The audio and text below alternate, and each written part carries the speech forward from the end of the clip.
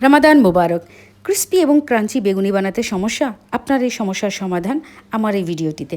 Follow করুন, দেখতে থাকুন। অবশ্যই আপনারাও পারবেন আমার মতো ক্রিস্পি ক্রাঞ্চি বেগুনি বানাতে।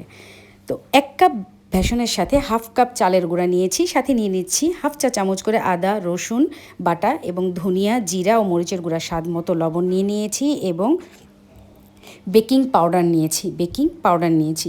এরপর অল্প করে পানি দিয়েছি, একসাথে বেশি পানি দিবেন না, কারণ বেগুনিতে কিন্তু আলুর চপের চেয়ে যে বেসনটা আমরা গোলাবো সেটার থিকনেসটা বেশি থাকবে, কনসিস্টেন্সিটা ঘন হবে।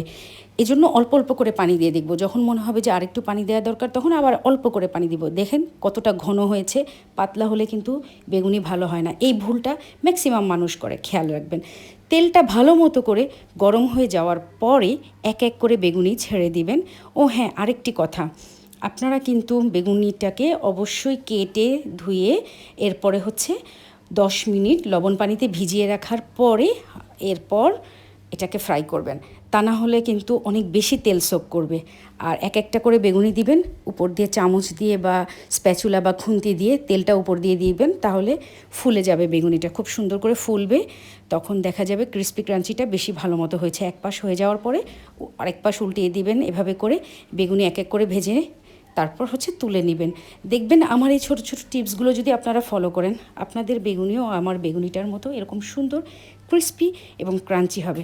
ট্রাস্ট মি, এই ছোটো ছোটো টিপসগুলোই কিন্তু বেগুনিকে পারফেক্ট বানাবে।